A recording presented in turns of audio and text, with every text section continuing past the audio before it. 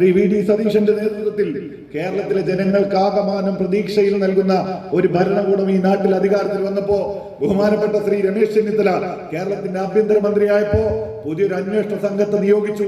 കാഫിർ സ്ക്രീൻഷോട്ടിന്റെ പുറകിൽ ഈ നാടിനെ ഭിന്നിപ്പിക്കാൻ നേതൃത്വം കൊടുത്തവരാരാണ് എന്ന് കണ്ടെത്താൻ ഒരു അന്വേഷണ സംഘത്തെ നിയോഗിച്ചപ്പോ ആ അന്വേഷണം നേരെ പോയി നിൽക്കുന്നത് ഡിവൈഎഫ്ഐയുടെയും CPM-ന്റെയും നേതാക്കളുടെ മുന്നിലാണ്. അവരെ കസ്റ്റഡിയിൽ എടുക്കുമ്പോ പേടിപ്പിക്കുകയാണ് പോലീസിനെ പേടിപ്പിക്കുക. ഞങ്ങളെ പണിയെടുത്ത് പിന്നെ CPM-കാരോട് നിങ്ങളെ പണിയെടുക്കുക. അങ്ങനെ നിങ്ങൾ നിയമവിരുദ്ധമായി എന്തെങ്കിലും പണിയെടുത്ത് മുന്നോട്ട് പോയാൽ ആ പണിയെ മറികടക്കാനുള്ള പണി നിയമപരമായി സർക്കാർ എടുക്കുമെന്ന് CPM-നെ ഞങ്ങൾ ബോധിപ്പിക്കുക തന്നെ ചെയ്യും. തർക്കം നിങ്ങൾക്ക് വേണ്ട.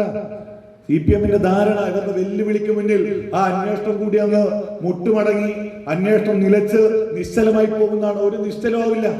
ഈ നാടിനെ ഭിന്നിപ്പിക്കാൻ ശ്രമിച്ചവന്മാരെ കയ്യിൽ അവിടെ വിലങ്ങ് വെച്ച് ഈ വടകരയിലൂടെ നടത്തിച്ചിട്ടേ നമ്മൾ ആ കേസ് അവസാനിപ്പിക്കുന്ന കാര്യത്തിൽ നിങ്ങൾക്ക് തർക്കം വേണ്ട. ഈ നാടിനെ ഭിന്നിപ്പിക്കാൻ ആ രീതിയിൽ RSSന്റെ അച്ചാരം വാങ്ങി പണിയെടുക്കുന്ന CPM അവർക്കെതിരെയുള്ള പോരാട്ടം നമ്മൾ നയിക്കുന്നു. ഞാൻ പറഞ്ഞു വന്നത് പ്രിയപ്പെട്ടവരെ, CPM-ഉം BJP-യും ഒരു നാണയത്തിന്റെ ഒരേ വശങ്ങളെ പോലെ പ്രവർത്തിക്കുന്ന ഈ രാജ്യത്തിന്റെ ജനാധിപത്യ മതനിരപേക്ഷ മൂല്യങ്ങളെ ഇല്ലാതാക്കാൻ ഈ രാജ്യത്ത് RSS-ഉം BJP-യും ശ്രമിക്കുന്ന പോലെ കേരളത്തിൽ CPM ശ്രമിക്കുകയാണ്. അവസാനം CPM-നെ ഈ കാലത്ത് ജനങ്ങൾ തിരിച്ചറിയുന്നു, അവരെ തള്ളിപ്പറയുന്നു. നോക്കണം നിങ്ങൾ.